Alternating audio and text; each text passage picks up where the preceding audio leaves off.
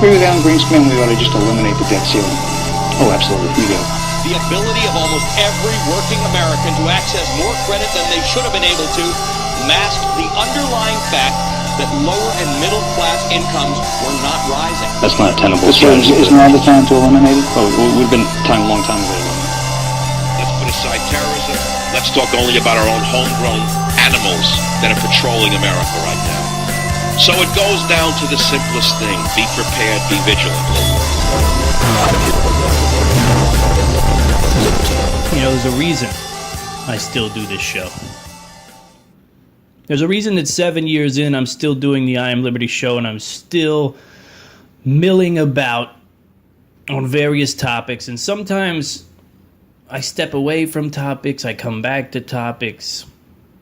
There's a reason I'm still here. There's a reason we're still growing as a show. And I have to tell you, I've taken a vacation. I've taken a little bit of a vacation, and I came back from it last week. And coming back to the reality is very important. For a long time, I've been on this sort of, well, you know what it was? I put the book out in fall. And I thought, if I drop this little bit of sense into society, maybe I can sit back and watch it. And maybe just these ripples from the book. For those of you who aren't familiar, the book is called Come, Unity, Community. And, well, I don't really feel like going into it. There's a lot in it. Bottom line, can we build American neighborhoods? Can we build American communities in a way that puts the fire out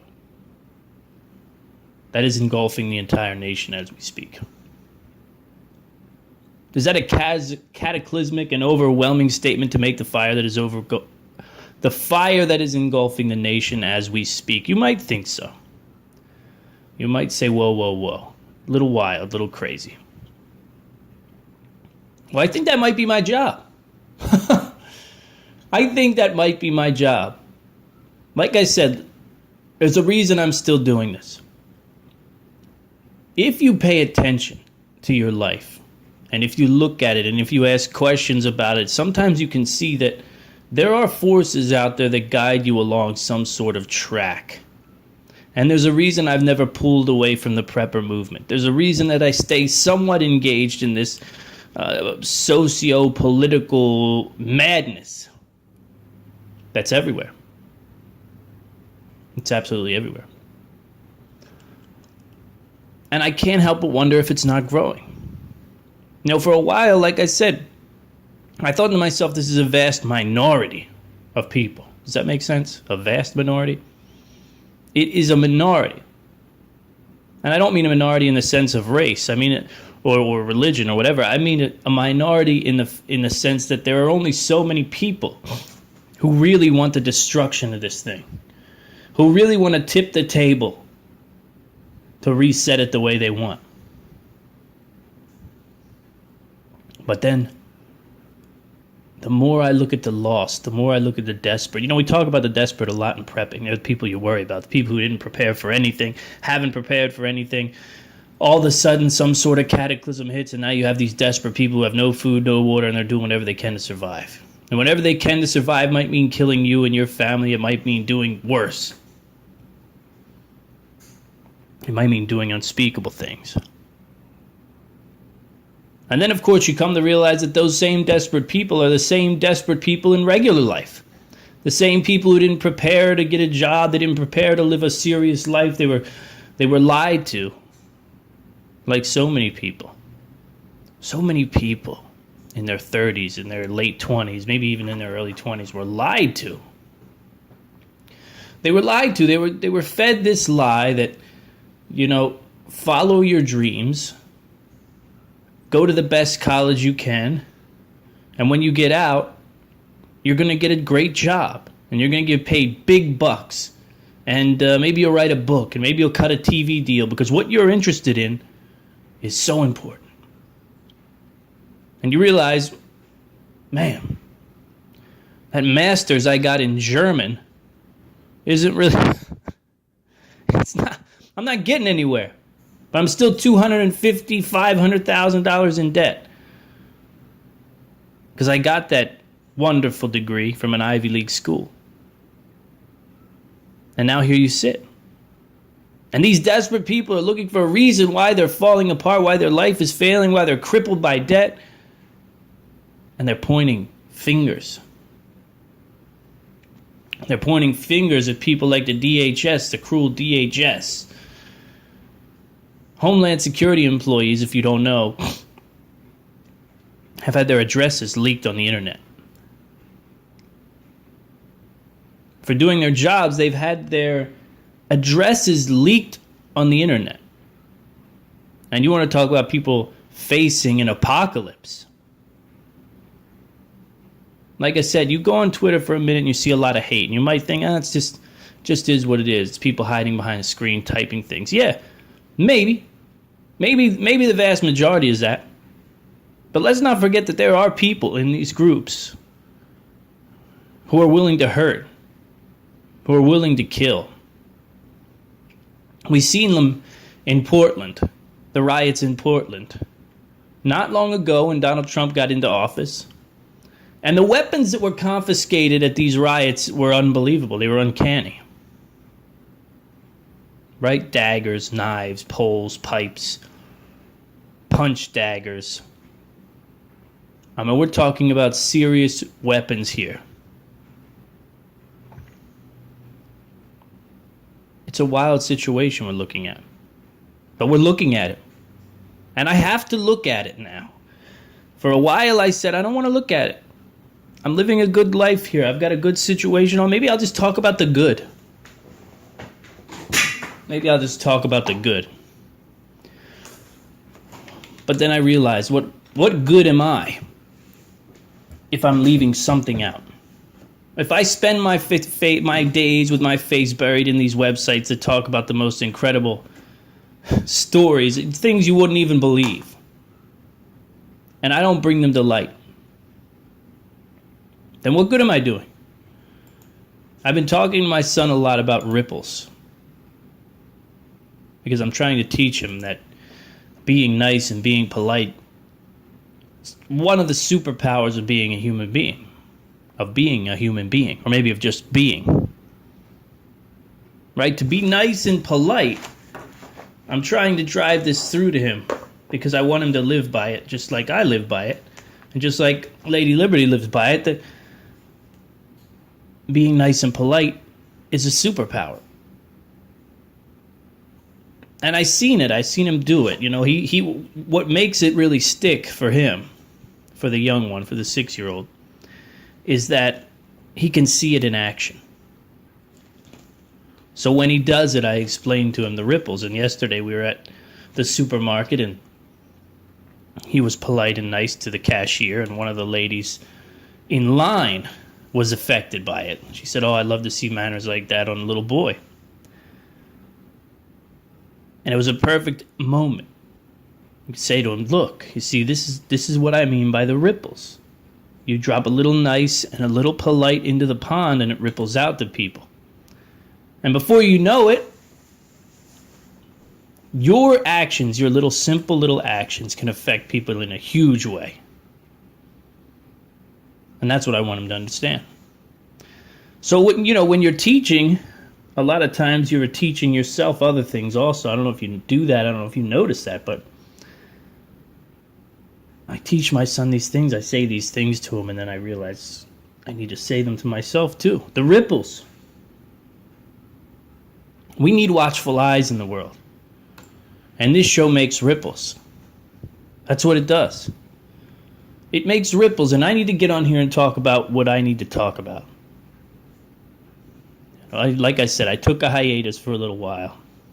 I had a lot of fun with guests. I had a lot of fun with other issues, and it's just time to get back and to get smart and to get thorough and to get, I don't know what the term is, to get honest and to get a more honest view about the world and the struggles therein. The acting deputy Secretary of Homeland Security warned employees Saturday that there may be a heightened threat against them, according to a memo obtained by CBS News. Well, the warning comes amid the increasing fervor. They spelled it wrong. That's not a word, is it? Furor? Not the word. No, I don't think they meant Führer. The increasing fervor over the Trump administration's zero-tolerance immigration policy. This assessment is based on specific and credible threats that have been levied against certain DHS employees and a sharp increase in the overall number of general threats against DHS employees. In addition, over the last few days, thousands of employees have had their personally identifiable information publicly released on social media. And then they give out their great, this is the problem. This is the disconnect, right? So right now, you're threatened. They know you, so they send a memo out with safety precautions, right? Not displaying work badges in public, be careful in public conversations, use caution on all social media networks. Always keep doors and windows locked, be aware of unexpected changes in and around your home. What I hate the business style preparedness outlook. I really do. I'm not a fan of it. It never goes far enough, in my opinion. I'd much rather them say, look, carry your weapon at all times. You could open your front door with your family in tow after a long night and a meal and find that there are one, maybe two, maybe three maniacs waiting for you in your home. And they're going to tie you to a chair and cut your wife's fingers off in front of you. That's something that that might wake you up. That might wake you up a little, huh? We have to reach a point of radical preparedness in this nation. We complain about radical left-wing progressive maniacs who are a threat to this society. We complain about radical Muslims, right, who are a threat to this society and Western civilization as on a whole. But what we're looking at when we see this violence bubbling underneath, right, when we read about intersectionality, and I don't want to go into intersectionality, but I want you to understand that there are groups of people in this nation that are targeted by wild, manic, lunatic progressives. Whatever they are. I don't even like using the buzzwords. What they are is they're desperate, lost people. And these desperate, lost people are they're finally finding their way by joining the Foot Clan. That's what it reminds me of. The Foot from the Ninja Turtles. Right? So they finally found someone who will hug them. So they're going to do their bidding. And they're the same people who did all the atrocities. You're looking at the same type of people who've committed all the atrocities of the 20th century. Are their numbers growing or are they getting smaller? Is any of this talking doing good or no? This is an important thing to ask myself as a host, as a broadcaster, whatever I am. We could stop everything.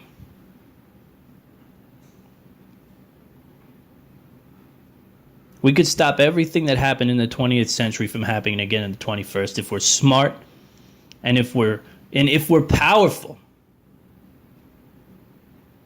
The time has come to be powerful. Don't you get it? And that's why I can't leave this preparedness vestige that I hold to. I can't leave it. I can't go join a dad's group. I can't go join a fishing group. I can't go join a naturalist group. This is where I want to be. This is where I need to be. Because I'm telling you, radical preparedness is what you need to prepare for the future in this country. We cannot be hung up by anything moving forward.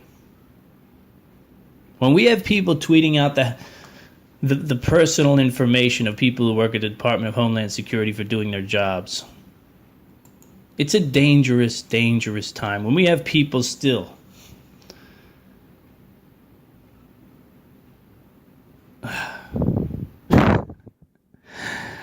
It's the undermining. It's the undermining of a vast group of people in the nation, and only lead to the most terrible things you can imagine if they're not addressed. It can only lead to the most terrible things you could ever imagine if these issues aren't addressed. And quite personally, I don't think they're going to be addressed unless the individual reigns supreme. Because the only thing we're seeing in this nation right now is a rise of cults. Right? It's an uprising of cults in the nation. It's cult behavior. Right? Who's our cult leader? What do they say we should do? Oh, what about immigration? Tell me about immigration, cult leader. Should I like it? Should I not like it? No, it's bad. Okay. Well, whose fault is it? It's the white man. Okay, well, let's get him. Okay, what next? What next? Health insurance, health care coverage, cult leader. How should I feel about this? Okay, who's to blame? The white man. Okay, I got it. Guns, cult leader. White man. Okay, got him. The battle lines are being drawn. The battle lines have been drawn. It's an old battle. It's an ancient battle. The only thing is there's a turnover on soldiers. Right? So the soldiers turn over. That's the only difference. We're watching an ancient battle take place. And there's been a moderate amount of turnover in soldiers over time.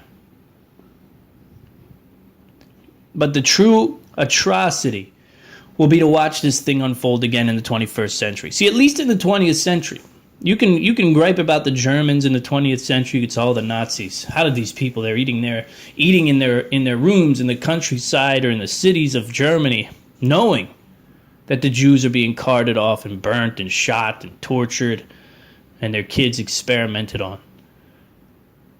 How could they have done such a thing? And you can mull about that. And it's a terrible thing, and we should never forget it.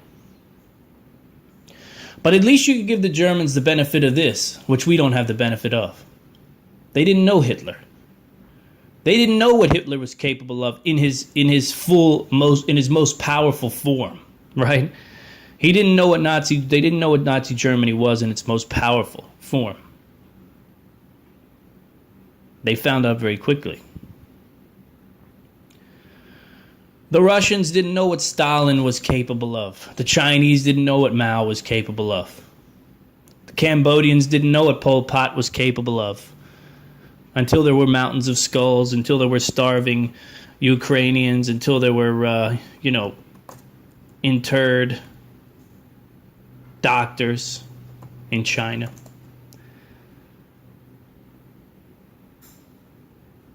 But we know. We made it to this point because we jumped from stone to stone, from atrocity to atrocity, from slaughter to slaughter, from massacre to massacre in the 20th century. We watched it all unfold. We know the hot wires. We know which ones not to touch and which ones to touch. We know if you take a group of people and single them out in a society, the next thing that happens is they start to die, like South Africa. We know that the moment you start blaming a group of people for their success or blaming a group of people for the problems of the society, what comes next? Now, when is next? When is next? When is next for the rich people?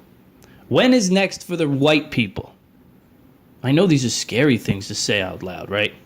Are you saying that they're going to start killing white people? You're crazy. Crazy until it happens. Crazy until it happens. And when you look at crime stats, one could say that it's happening, just on a small scale. One could say that it's already happening just on a small scale. I'm not saying this to scare you. I'm not selling anything. I don't have a survival kit on my website. You go buy it, or a concealed carry class. Go take it to protect yourself. You need to be scared. I'm telling you this because this is what's happening. Radical preparedness, radical power. Radical preparedness. Americans that are nearly irrecognizable. That's what I want to see. I want to see a public that is so prepared for battle that the idea of battle goes away. I mean, you could do this. You can do this on an individual level. So I don't see why it wouldn't work on a national level. If you're a weak and scared kid, what is one of the biggest things that you want to do?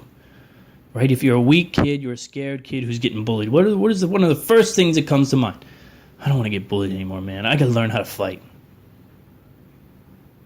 And for those kids who learn how to fight, the bullying stops pretty quick. Unless they have parents who tell them, don't you dare get in a fight. Then they're screwed. They get beat up anyway. But the moment you learn how to fight, the moment you understand you can protect yourself, everything changes. Now multiply that by 300 million.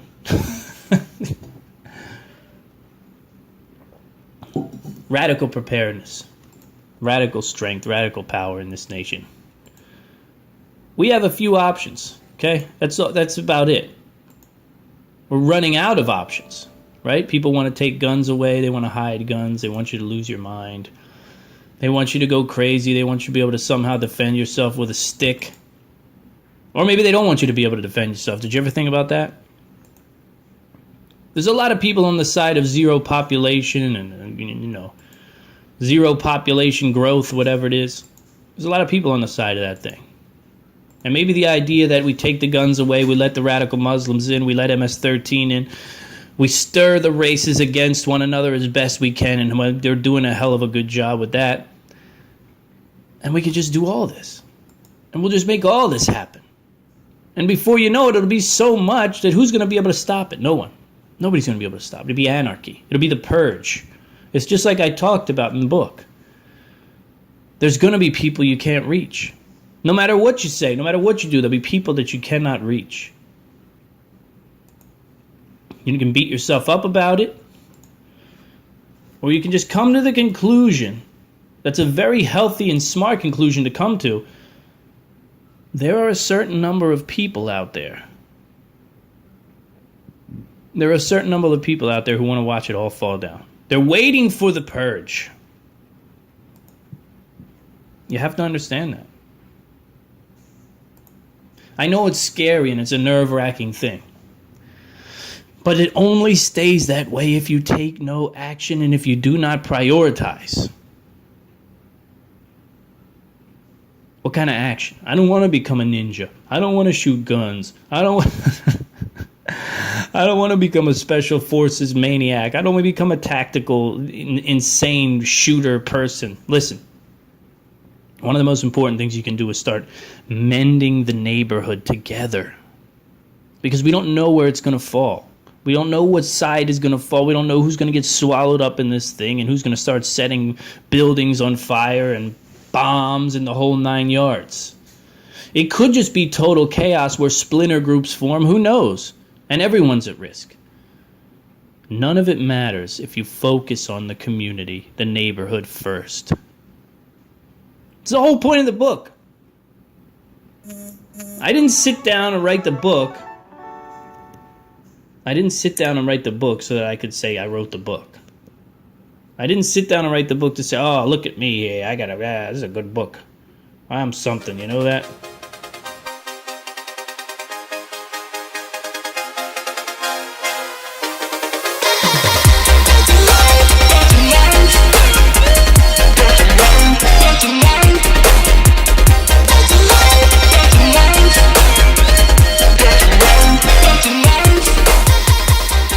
No, I wrote the book because there's an idea in the book that needs to get out. This is why I wrote the book. Listen to this review. I got a great review from a person I met not long ago. They're actually doing a show on Prepper Broadcasting now because everyone I meet that I think is worth a damn, I say, hey, you should do a podcast. There may be a spot for you, Prepper Broadcasting. And now we've got hosts up there, okay? Sunday night show, phenomenal. Check it out. Sunday night, 6 p.m. But I want you to listen to this review, okay? Because this review doesn't come from a guy who owes me anything. This comes from someone who read the book and got it. That's the thing. Whatever an author tells you, sure. Would it make a lot of problems go away if the book was published by a big New York City publisher and a big whatever, made a bunch of money, paid off whatever type of things I need to pay? Would it made a big difference in my life? Sure, it would have. My life's what? What do I got? 50 more years.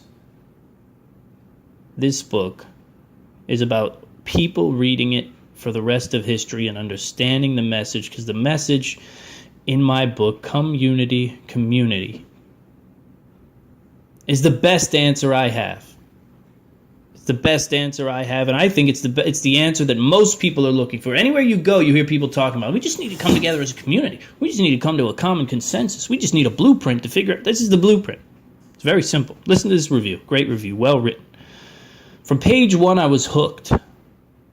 Community is a poignant yet objective dissection of the community structure, its strengths and weaknesses, its power as a survival tool, and the critical need to develop stronger communities. The text delivery prompts the reader to act, to engage, to look within in order to help and contribute outwardly. It is not self-help as much as it is a blueprint for solid execution of building and maintaining a close-knit community. The guidelines Walton provides are a powerhouse of tools for small groups that have an exponential result. Beyond the why, Walton's clear, concise descriptions on how to identify community members and develop roles is easy to follow and duplicate.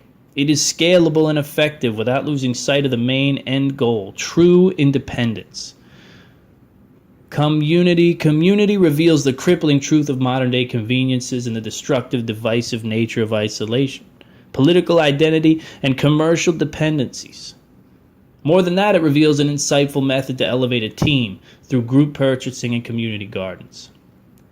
In today's world of divide, Community offers a sense of hope and common ground through community and real relationships.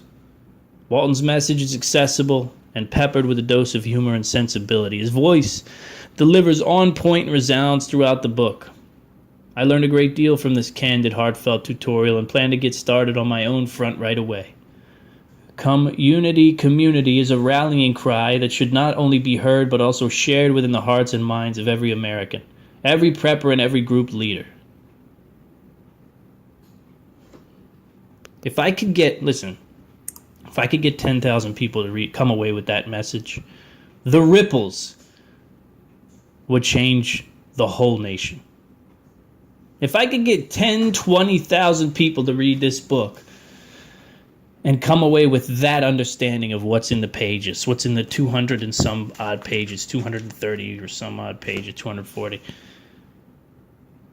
it would change the nation. I can guarantee it. Communities are work. Mending a divided nation will take work. In the social fabric of a community, you're exposed to real people doing exciting things. These are quotes from the book. What is often left out of discussion is that we should work to preserve our greatest resource, and that is one another. Fight the instinct of isolation. What else can I do? That's what I ask myself. Then I start writing Christmas stories. What? I sit at the table at night while the family sleeps depressed. I say to myself, what else can I do? You know, it's one thing to have a national voice.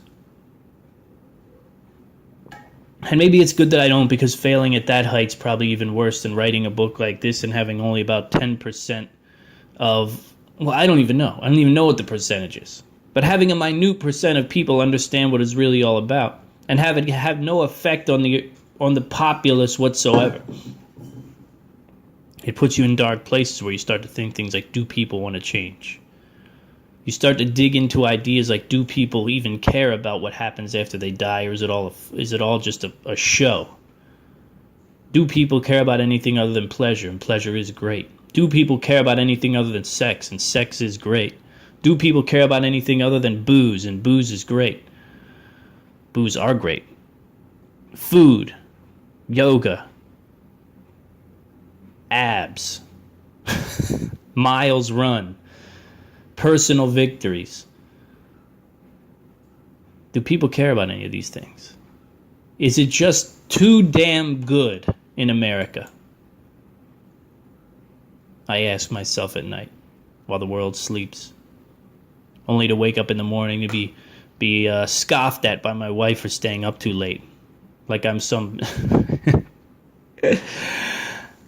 Now, don't get me wrong, I do sit down here and play video games some nights, I'm not going to lie to you, but my wife looks at me like that's what I come down inherently to do. Like I'm up all night playing what Call of Duty with a headset on. No, sometimes I just sit at the table here and I just look at it and I just look at the wood grain. And I stare at the wood grain and think to myself, what is going to happen when America gets the wake-up call that it's been asking for? Because you got to remember, all this radical behavior, all this radical talk on the left and the right says, we need a revolution. We need a revolution. We need to tip the scales. We need to flip this thing on its head. And then the left says, we need social justice. We need intersectionality.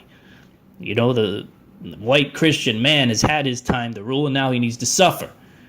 That's the message. If you read into the message, that's the message. Your opinion doesn't count. You are a colonist. You have destroyed the Native Americans. You've destroyed the Mexicans. You've destroyed everything that was good in the world. You European devil. Well, we'll wind up like Venezuela. And as I close the show, we're going to read a little bit about the lovely place that is Venezuela. And I want you to think about your life in contrast to this amazing article written by J.G. Martinez over at The Organic Prepper, which is one of the best websites on the internet. I don't care what you say. Well, what about Reddit? Well, what about... Listen, for me, The Organic Prepper is one of the best websites on the internet. That's all I got to say. You may not agree with me. Get your own podcast and you can tell the world why you don't agree with me. Until then, we're reading what I want to read. This article titled, What Life is Really Like for a Venezuelan Mom. If you want to understand what's at risk, okay, that's all. Did you ever wonder what the life of a mother in Venezuela is like? Well, listen to this. We're not going to read the whole thing, but I'll pull you the good stuff. She woke up early, around 6 a.m. after using just a drop of toothpaste and a tiny little bit of what used to be a soap bar for washing her face. She dressed and went to her kid's bedroom. He was already awake, but still in bed. Another drop of toothpaste and a tiny bit of soap. This breakfast was just a piece of boiled tapioca with a teaspoon of margarine and a tiny bit of ground cheese on top, a banana and a glass of water. Eggs are a luxury item, usually left for the weekends. She walked her kid about 3/4 of a mile to school in streets half empty with few cars. It's not surprising. There's no money for oil changes, nor tires or batteries. There are express assaults often, usually with a couple of men on small Chinese motorcycle bought by the government and sold under subsidies for the quote-unquote poor people who needed a vehicle, with the one on the back seat jumping off the bike with a gun and robbing the bystanders. With eyes on her back and very alert after dropping the kid at school, she walked to the avenue, just for trying to find a cattle truck or any other farm truck that are transporting people to downtown where she worked. After texting on her cell phone and saying she was already waiting for a truck, she quickly hid her phone inside her jeans. After 35 minutes of waiting, a truck appeared, loaded with people up to the roof. She paid the chauffeur and the passengers helped her to climb up. A taxi is no longer an option. Most people are working the taxi just under request because of the high price of spare parts. They're contacted by phone and charge high prices because the added security level they offer. Some people have been robbed or even killed by using the wrong kind of taxi.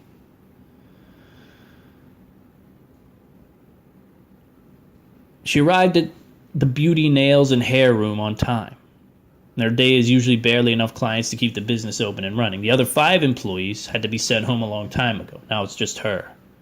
The room owner, very sick with untreated cancer, and another girl with 2 small children and an older mother to support.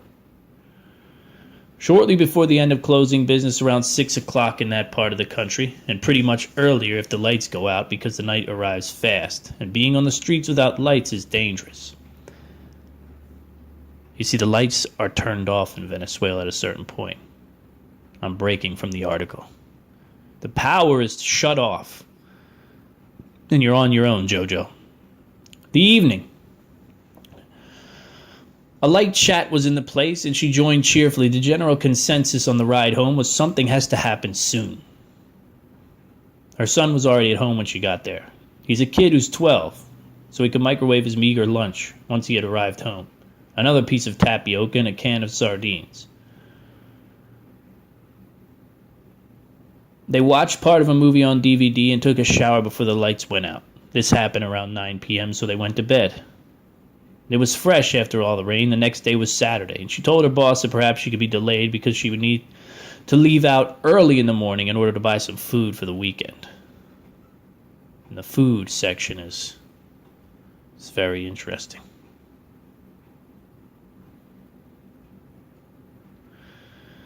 She would buy some ground beef for a special lunch on Sunday, 300 grams or so. Her son needed protein. She hurried home, leaving the kid in the groceries. She quickly walked up to the main avenue to get another truck again before the rain started.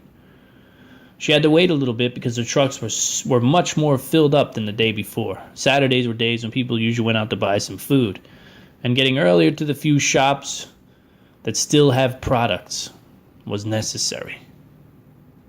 See, they run out of food still in Venezuela. She bought a kilogram of sweet potatoes, better for people with diabetes. 1 large papaya for juice and dessert, a half kilo of white hard cheese, and some tomatoes, lettuce, spices, and herbs. A half kilo of 2 different dried grains, and then most of the money of her monthly salary was gone. The end of the night, they ate some cassava, tapioca dried cakes, very typical of the east of the country, but not too nutritious or filling, with tomato sauce and fried plantains, and went to bed. This time the lights went out about 11 p.m. and they could watch an entire movie on DVD. The cats were on the bed with the 4 of them. The puppy they had rescued was living in the room, in a big cardboard box all for himself, sleeping like a baby. She watched her son sleep. Next to her, silently, took the remote and shut down the TV. She wanted to cry, but instead she gave thanks to God for another day with food. Now I want you listening to this, driving past Wendy's, McDonald's, Burger King, whatever you're doing, to understand that if you aren't radically prepared, and if you let the radicals of the fringe get a hold of this nation and get their way, because you decide to sit around and be quiet, or you decide to sit around and play video games, you decide to sit around and eat yourself into a house, then this is what you'll see. We'll have Venezuela here in the United States. They're already coming here, but we'll have it right here in our backyard. Don't believe me? Do me one favor, okay? Do me one favor. Let us not repeat the mistakes, the massacres, the genocides of the 20th century. Please show me that we've learned something.